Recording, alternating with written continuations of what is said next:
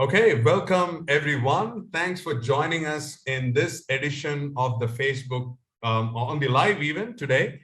And we have today a very important person who has been pioneering on the business of change, Ron Lehman, joining us. He has over 4 decades of experience in change management, a thought leader, extensively worked across United Kingdom, Europe, and globally. A very enviable track record of delivering initiatives over 20 different industry sectors. I don't want to name because half the time we'll go on naming that. And more importantly, has got a lot of implementation experience on his belt and has managed in excess of 25 different technologies over the years. Thanks, Ron, for joining us today in this edition of the live event on organizational change management. I hope you're doing well and staying safe. Organizational change management, what a big subject. Yes, I know. Thank you very much for having me on this Facebook Live, Suresh. And yeah, I'll try and get through the main points of organizational change management. What I'll do is I'll go through the agenda as it was said. Okay, so let me first start sharing my screen. Okay, and then we will. Right, there we go. Can you see that okay? Yep, we can see that. Okay, cool, great. Okay, so organizational change management webinar. What is organizational change management? Some people call it change management. Some people call it organizational change management.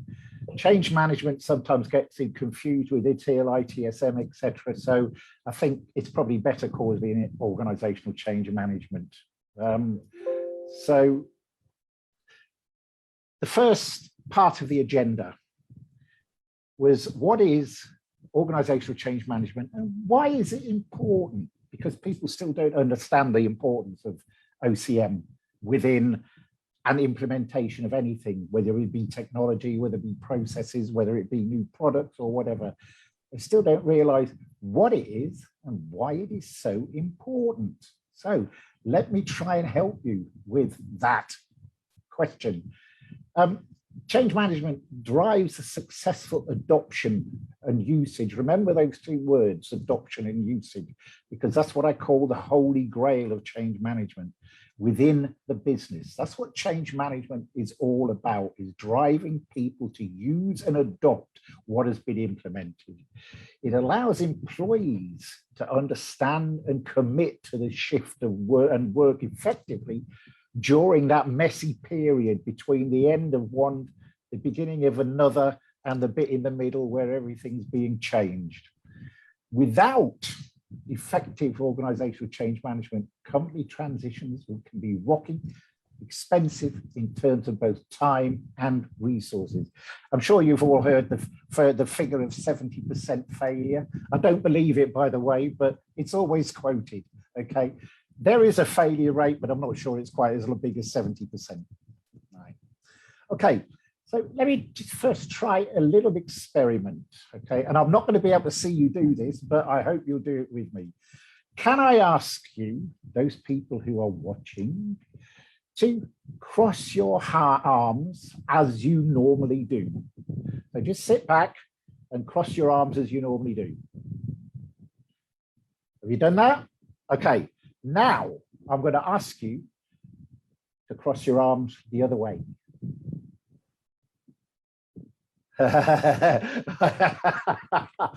Okay, what there will be, I'll tell you what there'll be. Some of you will have no problem whatsoever. You just do it automatically. Some of you will have to think about it a little while and say, which goes first? Others will say, oh, hell, I can't do this, I'm going to give up. That's change. That is what change is all about, is breaking the habits you have, okay? So if you can sort of transplant that into a work situation, then that's what you're trying to do. You're changing mindsets and behaviors, okay? So I hope that little experiment sort of gives you an idea of organizational change management, all right? Let me give you some definitions. Good idea to just tell you what they're all about. ProSci, big change management trainers. They say change management is the process, tools, and techniques to manage the people side of change to achieve the required business outcomes. SHRM, the Society for Human Resource Management, says change management means defining and adopting corporate strategies, structures, procedures, and technologies to deal with changes in external conditions and the business environment. A bit more convoluted than the Proso one, but the one I like, nice and simple, it's Wikipedia. And they say change management is a structured approach to transitioning individuals, teams, and organizations from a current state to a future state. That's what it's all about. You work this way 1 minute, we implement this, you work that way once it's implemented. Nice and simple. Right. This is some recent information from the Boston Consulting Group, and it's something they did with regard to the future of people management priorities. And what they're coming up with, they're saying that leadership, upskilling, reskilling, strategic workplace planning, and change management is showing as a strong need to act. What they're saying is you need to get your act together and learn about organizational change management. So there's what they're saying, the strong need to act. And what I've done is I've highlighted the 4 because my view is that those 4 all come under the banner of change and change management, even though number 4 says change management capabilities, things like leadership, behaviors and development, things like upskilling and reskilling, and things like strategic workplace planning, I think are all subsumed by change management. Okay.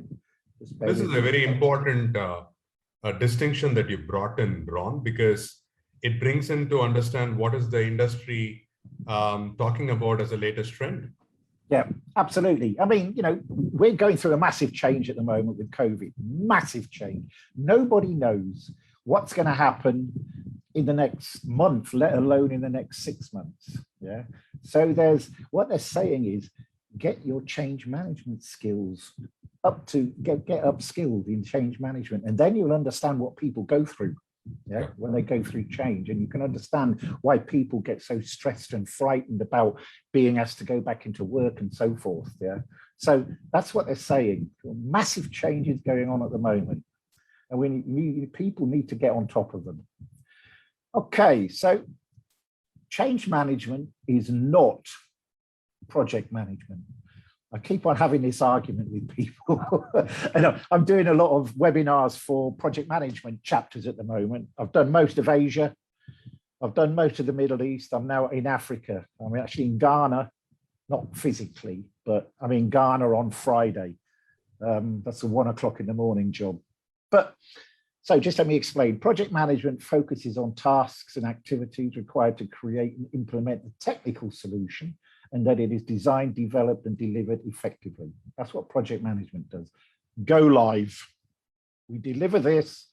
This is go live, done.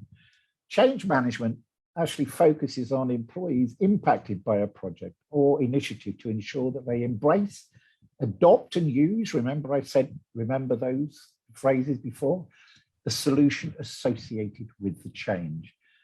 If you put that into a kind of nice, simple graphic, it looks something like this. Yeah.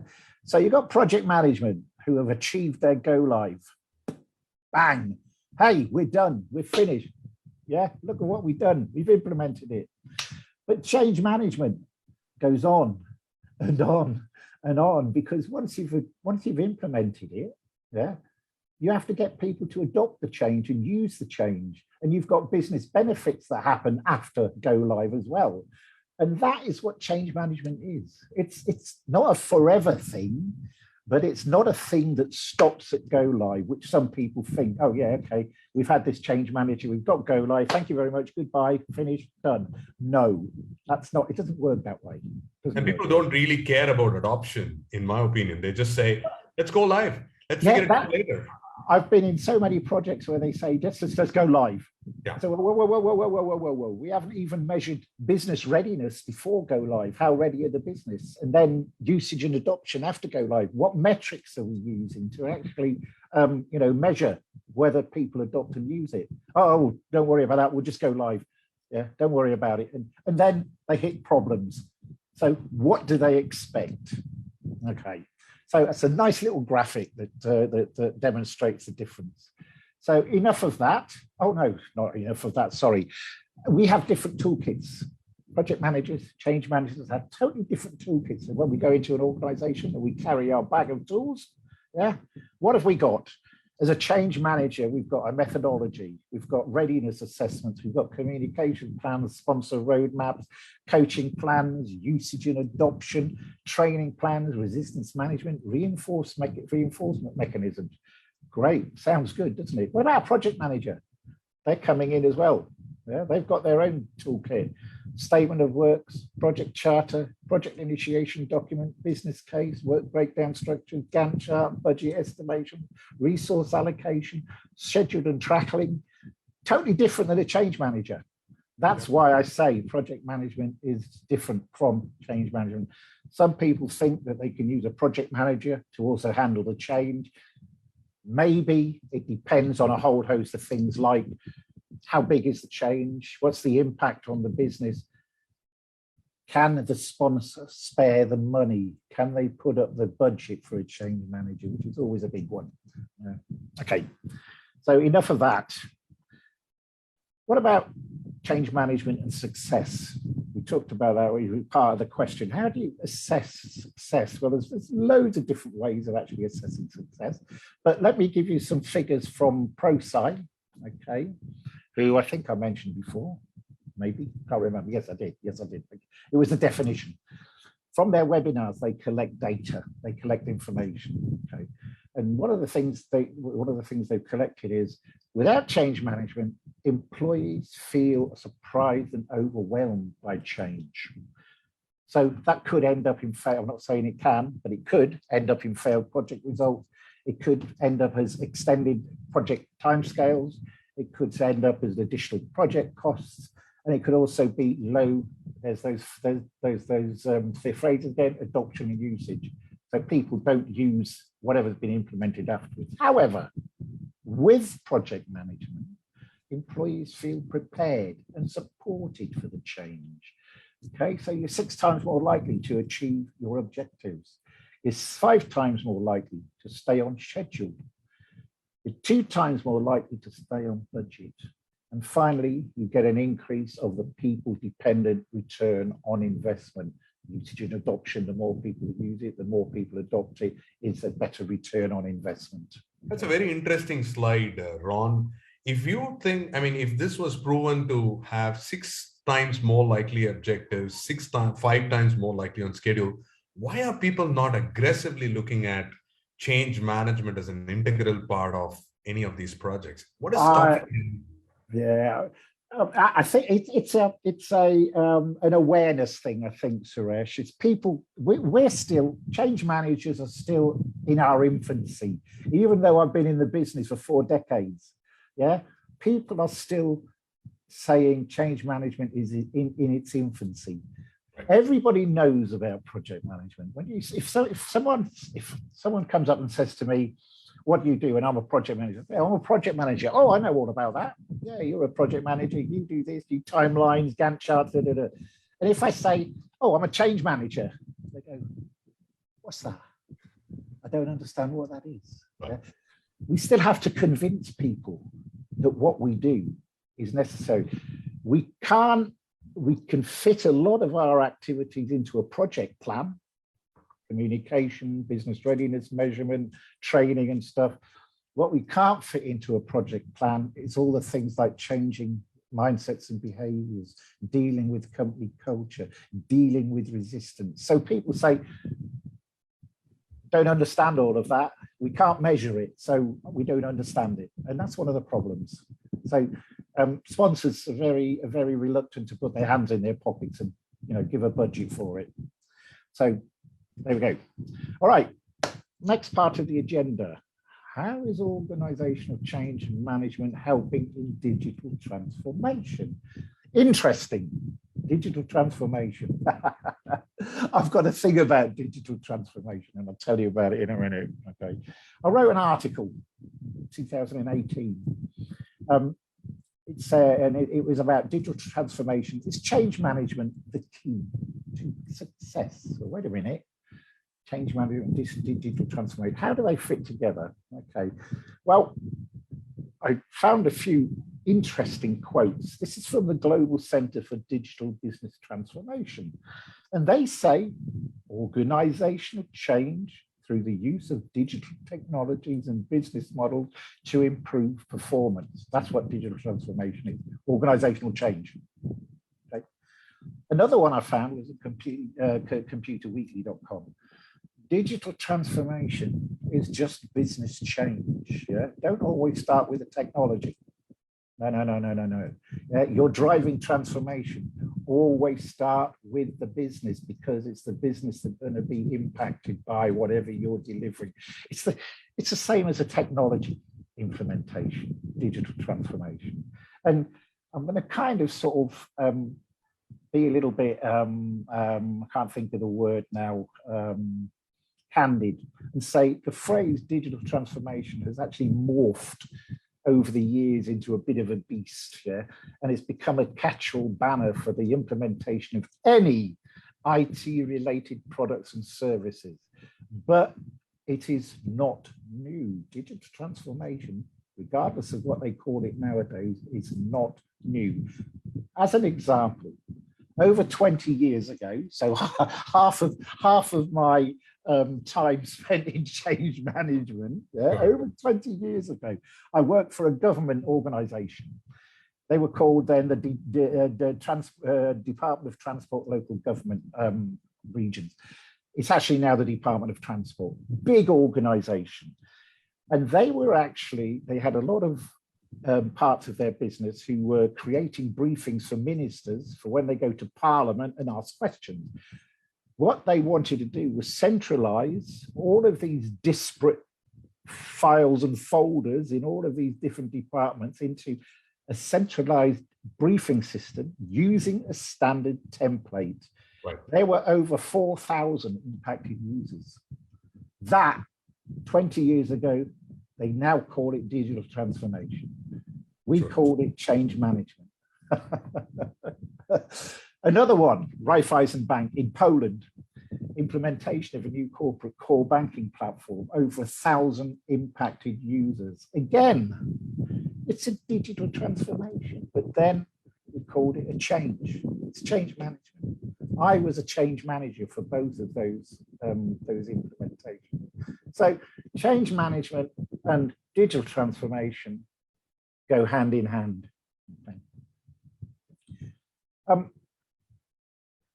Just a couple of quotes again from the article, and I found these just to sort of emphasize what I'm saying is that a recurrent question at projectmanagement.com, sorry, a recurrent question I receive is about what the difference is between change management and digital transformation. The simplest answer is that change management is one part of digital transformation, hand in hand.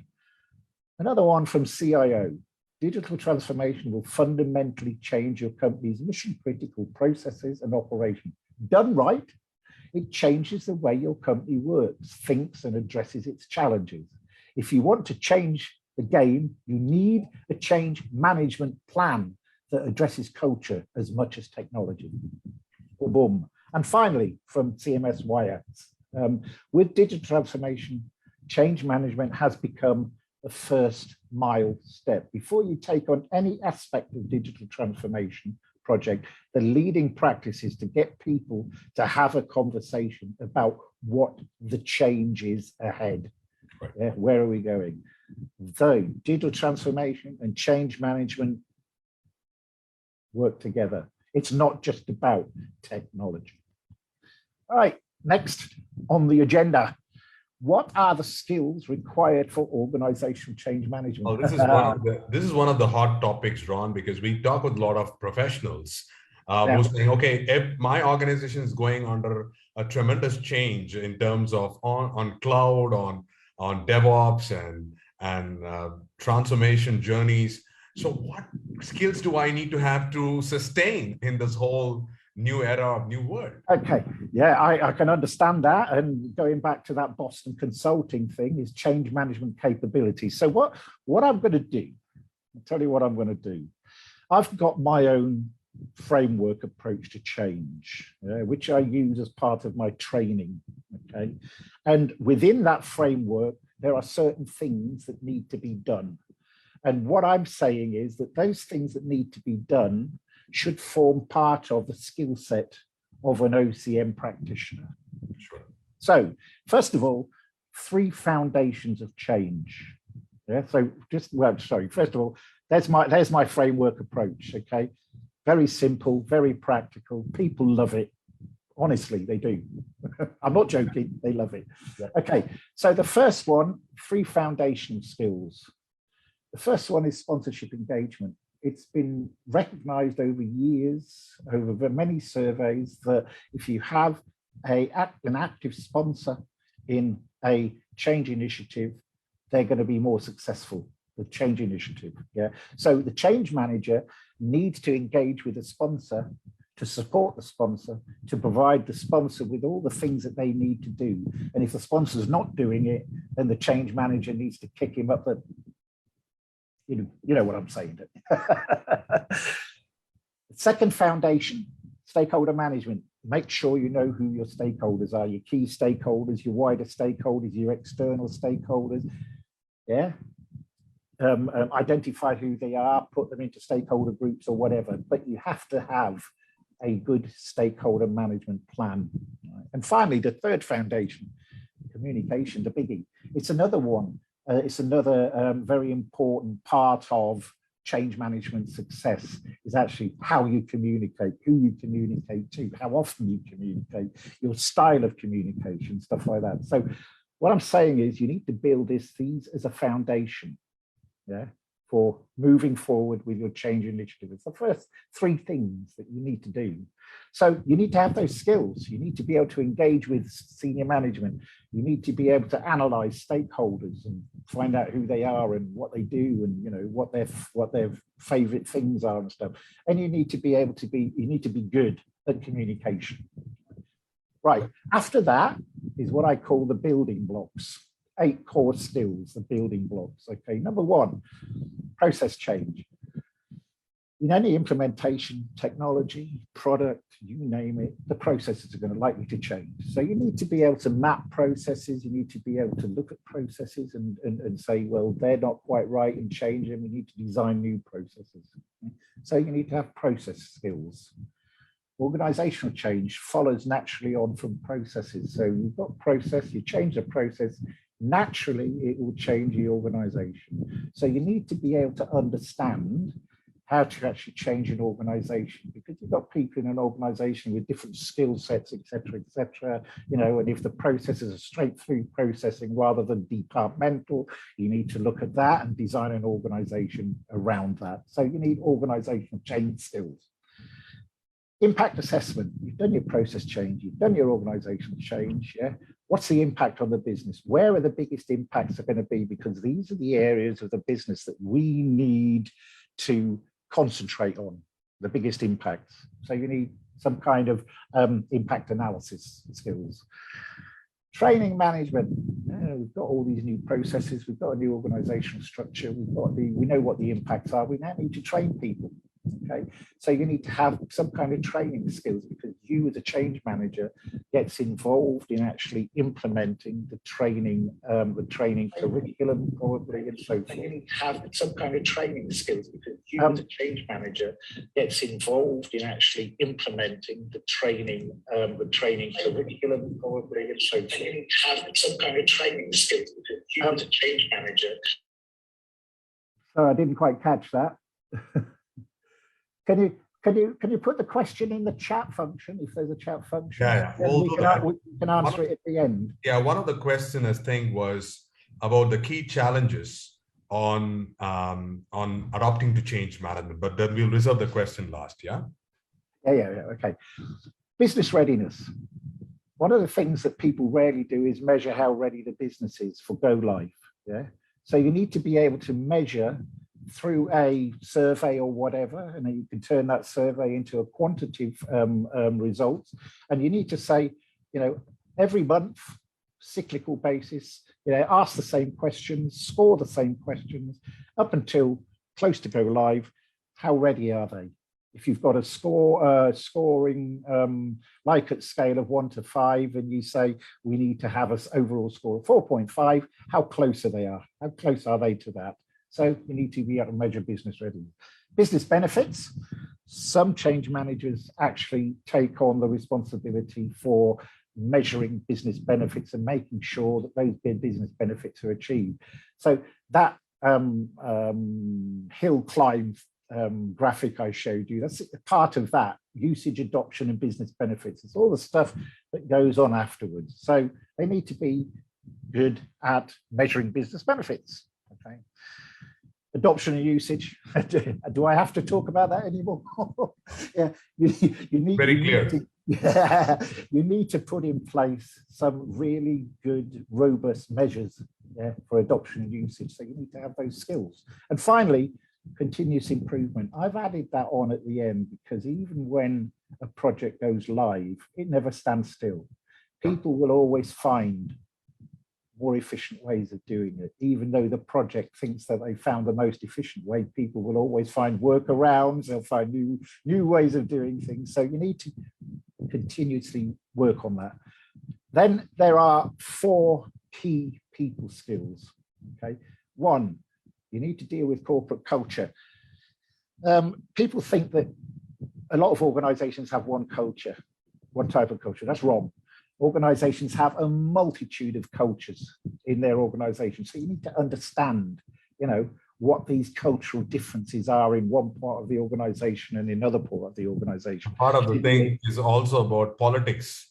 Oh, absolutely, yeah.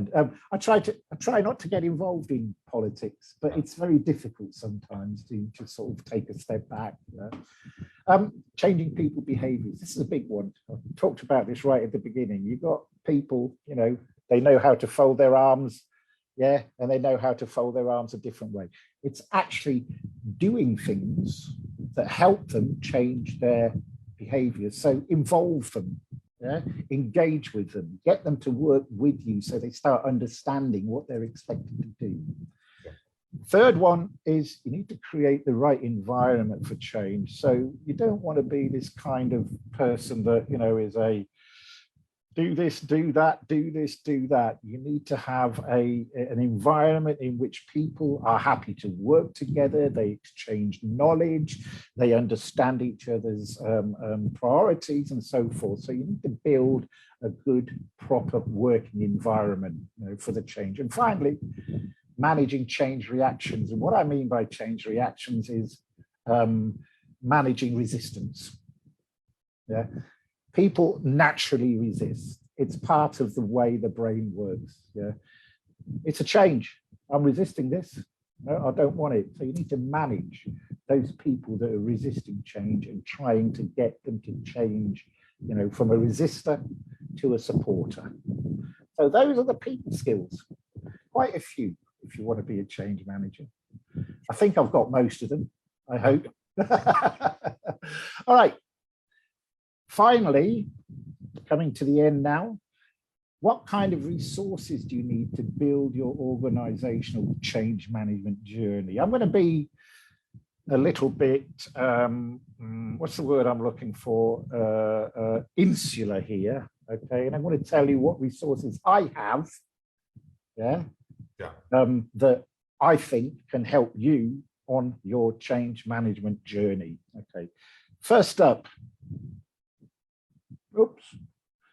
right. I have an online fundamentals of change management course, which includes that practical framework approach to change I mentioned.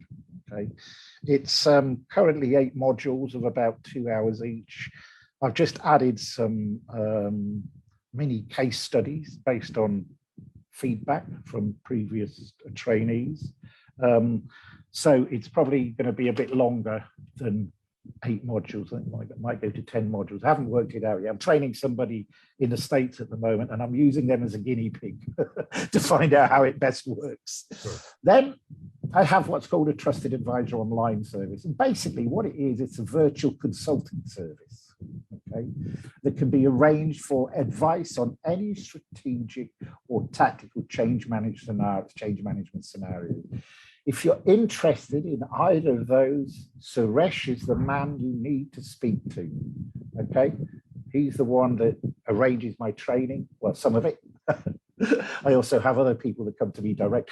And I think this has been valuable from what we have seen, Ron, working on some of the engagements with our clients. We have seen a lot of value in what you provide on the model that you have, and it's very comprehensive.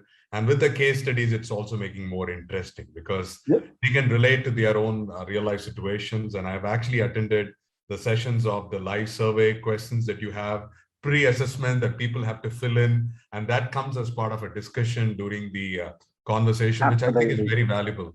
I spent a lot of time over the case studies. But one of the difficult things was it's hard to get everything into a case study, so it's kind of condensed, but you know, it does demonstrate. So as an example, sponsorship, my first foundation, I've got a case study of how I handled a sponsorship. Stakeholder engagement, I've got a case study of how I handled it. Yeah, and the case studies are in different industry sectors, different parts of the globe, etc., etc. So they help bring the message home, I think, about, you know, how to do it. There's a couple of other things. I've got a YouTube channel called 𝗘𝗩𝗃𝗃, but with a subtitle of "You Ask, I Answer." And what that is I get asked lots of questions. I'm doing these Project Management Institute webinars at the moment. I get asked lots of questions. And what I do is I choose a question, I create a short video of around about 10 minutes and answer the question. It's a freebie. It's a free, you know, just go to the Highway of Change. Yeah, look for the Highway of Change YouTube channel. I've got 31 videos on there now. Okay. So have a look, have a listen. It might be something you're interested in. And it covers the full spectrum of change management, project management, etc., etc., etc. And finally, I also have a number of business frameworks, about 30 of them, that I sell via a website called 𝗙𝗏𝗏𝗏. And they kind of mirror my training to an extent. So if you're interested in just buying a document and learning from a document, which I wouldn't recommend, but you know, if that's what you want to do, then fine. I'm not going to try and persuade you not to. Go to 𝗙𝗏𝗏𝗏 and just have a look. So those are the 4 main resources that I provide, you know, to help you on your change management journey. However, I'm always open to a Zoom chat or a conversation about anything. Yeah. So if you just want to have a chat with me about how do I get into change management, what's the best way, or you know, I've got this, I'm quite happy to do that. And that's again, it's because I like speaking to people about what I do. So absolutely. So we have a lot of questions coming on, so I think if we can stop this screen share so we can kind of have will do. Whoops. Full image, and then we'll get that. So thanks so much, Ron, for giving us that insights of all about the change and the organizational change management. You literally touched all aspects and facets of it. So the first question that we had was an element of from Siddharth, what are the key challenges of change management? Key challenges. The key challenges is, first of all, get your senior managers and leaders to understand exactly what change management is and what it can do for their project. Right. Absolutely massive challenge, because there are a lot of sponsors, a lot of C-suite managers who still don't understand the value of change management. That's the main one. The second one, I would say, is the issue of changing mindsets and behaviors, changing the habits of people and the way they currently do things to the way they have to do things in whatever the new ways of working are. The third one, I'm just trying to think what the third one might be, is getting experience in change management. You know, people fall into change. I fell into change management. I didn't say, oh, I want to be a change manager. I used to be a project manager a long time ago. Yeah. But it's actually getting into change management. It's quite difficult. So you have to think about the way you want to actually, you know, get in. And you can start with training by all means, but the best way is probably to just seek out in the organization you're working in, seek out some kind of role within a change initiative that starts giving you that change way of thinking, because it is a different way of thinking. It's a completely different way of thinking than the way the project manager thinks. So, okay. Great. So the next question is from Muturaj is, when is a change manager becoming the part of the project team? Is he, and when does he get involved? Is it from the beginning of the scope definition, or? I've been asked this question many times. All right, I wrote an article, if you want to have a look at my LinkedIn profile, called Change Management Better Late Than Never. Yeah. Okay, because my experience is that a change manager, given the issue about the sponsors and senior managers not understanding the value of change managers are normally brought in when the project is going, there's a phrase, but I'm not going to use it because it's a swear word, is going wrong. Right. Okay. Right. The problem is you come in and you've already got all this stuff that's happening. So you start firefighting, you start chasing your tail, you start trying to do things that, you know, that should have been done right at the beginning. So ideally, and this is a big problem, again, it comes back to budgets type of project, you know, understanding of sponsors and C-suite. Ideally, a change manager should be brought in right at the beginning of a project and work collaboratively. If there's a project manager work collaboratively with them, yeah, to work out what their deliverables are, their timelines are, etc. Put a joint project plan together, which contains both project management tasks and change management tasks, and they have equal reporting rights into the program board. Yep. That's the idea. That's the ideal. It doesn't happen. The next question is from Saravanan. We being a service provider, OCM sometimes tend to pose challenges on our ongoing contract. Is that a best way to manage it? So they are being service providers, typically managed service providers, and they have an existing contract with the clients. So how can we look at organizational change management in that kind of a deal, which is already okay, yeah, I understand that. I mean, I worked for the best part of my career on the contract market as a service provider, okay? And I had a contract that said, this is what you are, this is what you do, these are your roles and responsibilities, etc., etc., etc. Yeah. So if you're a service provider, change management service provider, you work to a contract just like anybody else. Yeah. Internally, if you're an internal change manager, obviously it's slightly different because you know you've got a role internally and you know so probably you know have to do other things as well. But if you're brought in, I was on the contract market for over 14 years, 3 months, 6 months, 9 months, 18 months, and so forth. I always had some kind of contract that I had to sign that said, this is what I'm responsible for. So I think, you know, it's like any other service that is provided to an organization. It's a contract that you sign and that you deliver to. Yeah. So last final question, and I think there's been a lot of feedback saying that it's a great session. Thank you, Ron and Suresh. So that's great. The question that will happen is that in terms of organizational change management, a lot of people are looking at organizations to drive this transformation. Do you think that as individuals, everybody is equally responsible to pick up these skills? And would you recommend that the 2-day course that you're going to give will give a comprehensive pedestal for people to understand and take advantage of it? To be honest, everybody in an organization will be involved in change in some way, shape, or form, regardless of what the change initiative is. Yeah? You'll have change agents that work with you. You'll have people that are impacted by the change. The more people know about change management, the better equipped they'll be to understand what is actually going on. Yeah.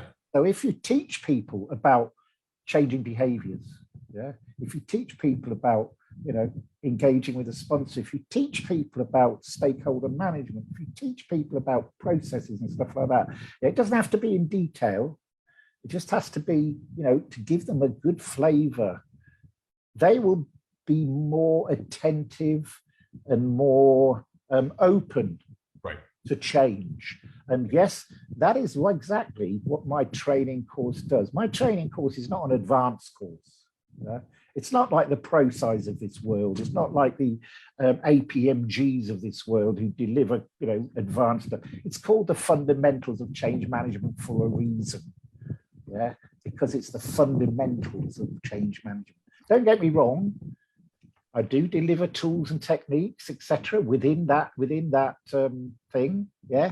And people afterwards can use my framework approach, and I'm still in contact with people who do use my framework approach, yeah.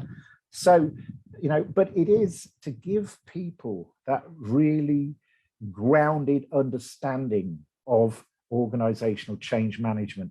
If they want, after that, they can take one of the other courses. I've trained ProSci people, and I've actually been told that my course is better. And that's a great thing to do. And we'll be hosting the OCM training courses in partnership with Ron Lehman and the Highway of Change. So get in touch with us if you need more information on the next upcoming trainings. And we hope that this session was useful for you to get a overview on the organizational change management, and we can probably talk for hours, Ron, on this specific topic. But we'll probably thank you for your time today, and we hope the viewers will enjoy and get back to us if they have any questions. All right, thank you, Suresh, and thank you everyone for listening to my ramblings on OCM. Thank you so much. And that's the end of our session on live event on OCM. Until next time we meet you, stay safe and stay healthy. Thank you so much.